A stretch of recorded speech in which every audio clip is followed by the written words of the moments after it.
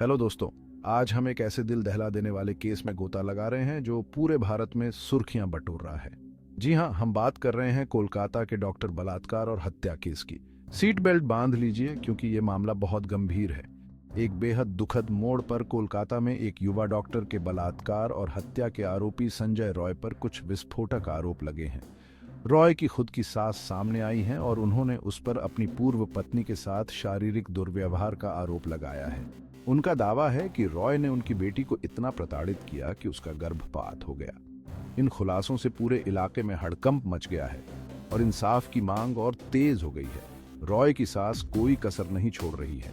वो रॉय के लिए सबसे सख्त सजा की मांग कर रही है, फांसी। उनका मानना है कि डॉक्टर के साथ हुए क्रूर बलात्कार और हत्या के लिए पूरी तरह से रॉय जिम्मेदार है। मामले को और गंभीर बनाते हुए उन्हें शक है कि रॉय ने यह अकेले नहीं किया। इससे एक बड़ी साजिश की ओर इशारा मिलता है। पूरा इलाका गुस्से से भरा हुआ है और लोग सवाल उठा रहे हैं कि इसमें और कौन कौन शामिल हो सकते हैं। केंद्रीय जांच ब्यूरो यानी सीबीआई इस केस को देख रही है। वो बड़ी सावधानी से सबूत इकट्ठा कर रहे हैं और कोई कसर नहीं छोड़ रहे हैं। एक अहम घटनाक्रम में सीबीआई को रॉय पर पॉलीग्राफ टेस्ट करने की अनुमति मिल गई है। ये लाई डिटेक्टर टेस्ट महत्वपूर्ण सवालों के जवाब में उसके शारीरिक बदलावों का विश्लेषण करेगा। इसके नतीजे मामले को नई दिशा दे सकते हैं और रॉय की इस अपराध में भूमिका के बारे में अहम सबूत मिल सकते हैं।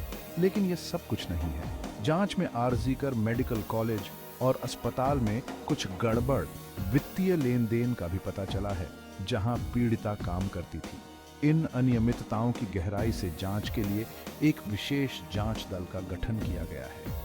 क्या ये वित्तीय गड़बड़ियां डॉक्टर की हत्या से जुड़ी हो सकती हैं? ये तो वक्त ही बताएगा। पूरे देश का गुस्सा साफ दिख रहा है। इस युवा डॉक्टर के साथ हुए क्रूर बलात्कार और हत्या ने बड़े पैमाने पर विरोध प्रदर्शनों को जन्म दिया है।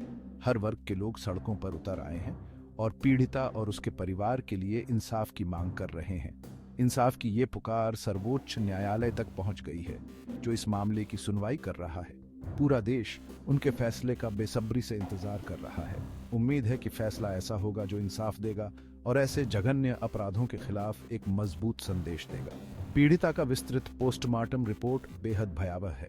इसमें उसके शरीर पर 14 से अधिक चोटों का खुलासा हुआ है, जिसमें उसके सिर, चेहरे, गर्दन और निजी अंगों पर चोट के निशान शामिल हैं। उसने जो क्रूरता झेली है, उसकी कल्पना करना भी मुश्किल है। आंतरिक चोटें, उसके फेफड़ों में खून के थक्के और गंभीर यौन उत्पीड़न के संकेत उसके आखिरी पलों की एक भयानक तस्वीर पेश करते हैं।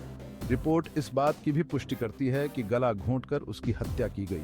इस अपराध की क्रूरता समझ से परे है। जांच जारी है और अधिकारी सबूत इकट्ठा करने और सच्चाई को उजागर करने के लिए समय के खिलाफ दौड़ लगा रहे हैं। पूरा देश एक होनहार युवा डॉक्टर के जाने का शोक मना रहा है और मांग कर रहा है कि इंसाफ जल्दी और निर्णायक रूप से दिया जाए।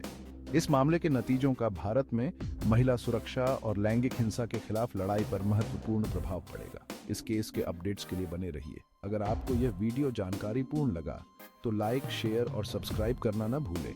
आइए हम सब मिलकर इंसाफ और सुरक्षा के लिए अपनी आवाज उठाते रहें। अपना ख्याल रखिए दोस्तों।